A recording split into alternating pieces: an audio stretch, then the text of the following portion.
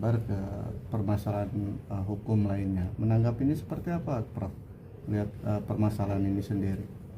Seorang advokat itu berwenang sejauh apa yang dikuasakan kepadanya.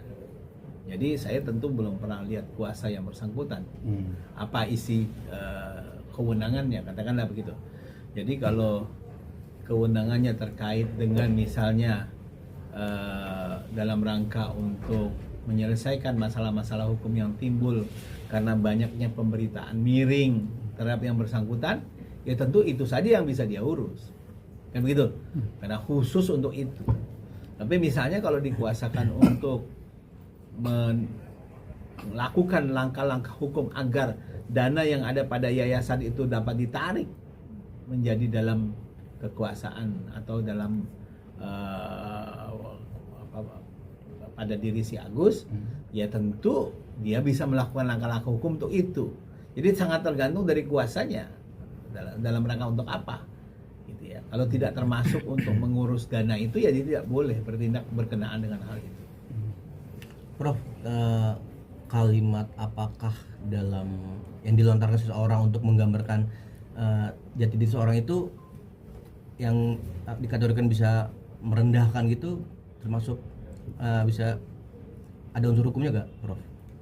Jadi begini, kalau kita menilai sebuah statement, sebuah kalimat, sebuah pernyataan ya, yang disampaikan di muka publik, katakanlah begitu, atau disampaikan dengan cara-cara tertentu sehingga tersebar luas kepada publik, maka kita harus melihat kalimat itu atau kata itu dalam konteksnya. Dalam konteksnya apa? Jadi kita tidak bisa menilai atau melihat atau memberikan analisis terkait cuma sepotong kata apakah. Konteksnya digunakan untuk apa? Dalam kalimat apa itu disampaikan? Kan begitu. Kalau dalam kalimat misalnya mendiskreditkan seseorang, bisa jadi itu merupakan sebuah masalah hukum. Bisa jadi itu merupakan sebuah pencemaran nama baik atau penyebaran kebencian. Kan begitu. Jadi konteks apakah ini tentu harus dilihat di dalam keseluruhan teks itu atau keseluruhan pernyataan itu berkenaan dengan apa. Ya, bisa jadi kalau itu dalam rangka untuk mencemarkan nama baik orang, jadi masalah hukum dan gitu. Tapi bisa jadi itu merupakan sebuah pertanyaan semata. Berarti Prof, bisa dibilang dengan perkataan Alvin ke NOP ini bisa untuk memperjerat pidana penjara nantinya mungkin Prof sebagai ahli pidana ini. Ya tergantung konteksnya apa. Kata-katanya itu tertuju kepada yang bersangkutan dalam hubungannya dengan apa. Karena kata apakah itu kan kata tanya. Ya, itu tidak bermakna apapun kecuali diletakkan dalam sebuah kalimat lengkap. Yang mungkin bisa dikemukakan kepada saya apa kalimatnya, baru saya bisa berpendapat kan gitu. Tapi diperkuat dengan komentar-komentar Alvin di channel YouTube-nya sendiri bahwa menegaskan statement itu memang ditujukan untuk Novi. Iya, statementnya apa? Statementnya itu kalau udah tidak salah dia bilang apakah Novi ini pelacur dan narkoba terjerat TPPO, sorry. Nah, itu. Saya kira itu jelas kata-kata yang mencemarkan nama baik orang. Kan gitu. Itu bukan apakah dalam pengertian bertanya, tapi apakah dalam memberikan pernyataan yang pernyataan itu sedemikian rupa sehingga kemudian masyarakat mengasosiasikan apa yang disampaikan benar. Menggiring opini, menggiring orang untuk berpendapat seolah-olah apa yang dia tanyakan itu benar. Apakah Novi seorang pelacur? Kalau dia sampaikan itu di muka publik, maka sebenarnya dia sedang menuduh saudara Novi melakukan prostitusi. Kan begitu? Atau setidak-tidaknya dia bermaksud agar masyarakat berkesimpulan saudara Novi adalah prostitute girl. Kan gitu. Jadi konteks kalimat seperti itu tidak bisa dikatakan bahwa itu pertanyaan, tapi itu pernyataan yang menggiring. Gitu. Sehingga kemudian membuat orang berasosiasi tentang apa yang dinyatakan terhadap orang itu. Artinya ketika orang lain berasumsi bahwa meyakinkan pernyataan itu tidak salah, Dok. Bukan, kemudian orang lain berpandangan bahwa yang bersangkutan seperti apa yang dinyatakan, itu orang lain itu tentu terbawa dari pernyataan yang bersangkutan. Ya. Pernyataan itu yang kemudian menjadi persoalan, bukan kemudian apa yang ditangkap oleh orang lain kan. Ya. Jadi pencemaran nama baik itu adalah apa yang orang nyatakan. Yang dilihat secara normatif, hal itu dapat mencemarkan nama baik dan kehormatan seseorang. Gitu. Tetapi dengan kata apakah, kan dia seolah-olah mau berlindung di dalam sebuah kalimat gitu ya. ini sesuatu pertanyaan belaka. Kalau pertanyaan kan ditujukan kepada seseorang, ya disampaikan langsung di depan orang itu, mungkin pertanyaan itu, apakah saudara dalam keadaan sehat? Ada orangnya di situ, tentu itu pertanyaan. Tapi apakah dia seorang pengedar narkoba? Itu menyatakan seseorang sebagai pengedar narkoba, sehingga masuk dalam kualifikasi bentuk pencemaran nama baik. Berarti kemungkinan juga kalau Alvin akan dipidana. Berapa? Ya kalau dari dilaporkan ini delik aduan ya. Menurut Prof sendiri berapa persen kemungkinan Alvin akan menjerat? Tergantung Persen apakah ini diadukan oleh yang bersangkutan atau tidak. Karena apa yang dirasakan orang tentang hal ini itu relatif. sudah diadukan Prof. Ya. Jadi kalau saya dinyatakan seperti itu, saya nggak akan ambil pusing. Karena bagi saya, nah itu orang iseng. Misalnya begitu. Tetapi orang lain bisa jadi itu merupakan sesuatu yang menyinggung dia, maka dia membuat pengaduan. Karena ini delik aduan toh.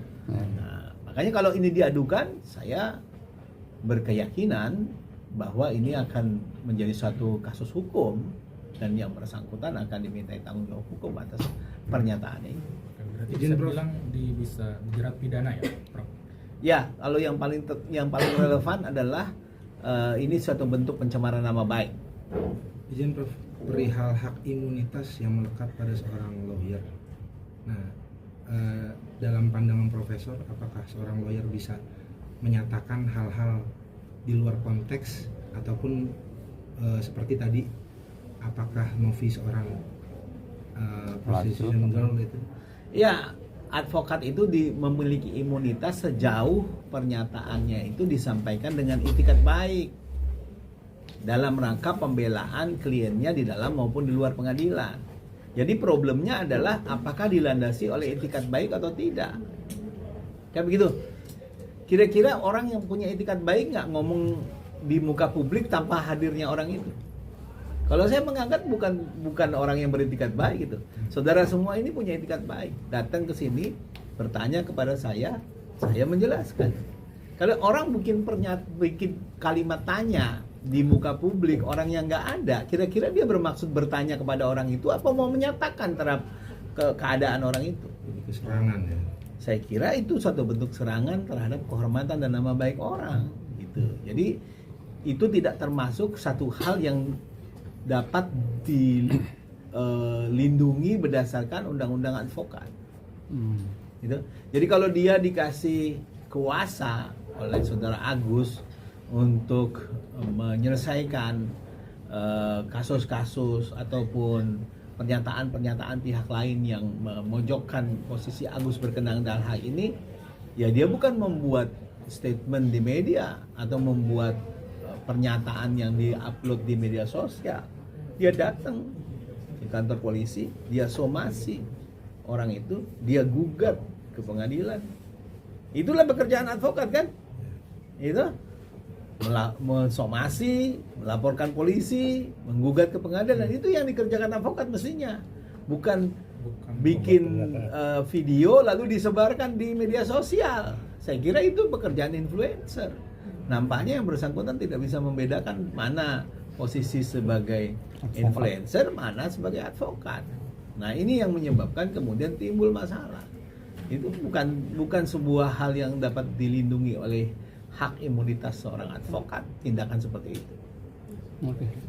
Mungkin untuk ancaman hukumannya jika terbukti Alvin seperti dapat mempertanggungjawabkan hukumnya berapa tahun? Undang-undang ITE yang terakhir itu Undang-Undang Nomor 1 Tahun 2024 itu sekitar 2 tahun ancaman hukumannya. Berarti Prof izin bisa dikatakan saudara AL ini menyalahgunakan wewenang sebagai seorang advokat. Kurang lebih begitu. Wow. Ya, dia dalam bentuk melampaui wewenangnya. Tadi dijelaskan soal Hakim Agung tuh, bentuk-bentuk penyalahgunaan kewenangan. Ini bentuk tindakan yang bisa dikatakan melampaui wewenang. Kalau yang menjadi wewenang dia tadi melaporkan polisi, mensomasi orang, menggugatkan ke pengadilan, kan begitu? Menggugat ke pengadilan itu yang harusnya menjadi wewenangnya sebagai advokat. Tapi kalau membuat statement di media begini begitu, saya kira itu sudah melampaui wewenang. Ini kan lawyer AL ini kan turut menyerang sebuah profesi dari pramugari, Prof.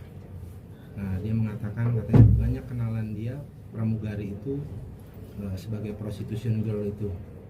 Nah, bagaimana pandangan Profesor perihal selain sebagai profesi seorang advokat, ini kan juga mencederai anak-anak dari seorang pramugari, suami dari pramugari, keluarga dari pramugari, bahkan profesi pramugari itu terkesan sangat rendah gitu. Ya, Undang-Undang Nomor 1 tahun 2024 tentang perubahan Undang-Undang ITE, perubahan kedua Undang-Undang ITE, itu dengan jelas memperluas unsur SARA. Penyebaran kebencian itu bukan hanya terkait dengan kebencian terhadap suku, agama, ras tertentu, tapi juga terkait dengan profesi tertentu, terkait dengan misalnya pengelompokan orang dalam hal yang lain yang tertentu. Saya kira siapapun tidak bisa terima itu kan, kalau kemudian profesinya diasosiasikan dengan sesuatu hal yang negatif. Saya kira masih dalam ruang lingkup Undang-Undang ITE ya pernyataan itu, karena sudah diperluas apa yang dimaksud dengan pernyataan kebencian itu. Kalau dulu kan sebatas pada SARA, suku, agama, ras, antar golongan. Sekarang ya orang disabilitas, jenis kelamin, etnis. Berarti saya kira pengelompokan orang berdasarkan profesi juga bisa dimasukkan dalam kategori sebagai sebuah ujaran kebencian atau hate speech.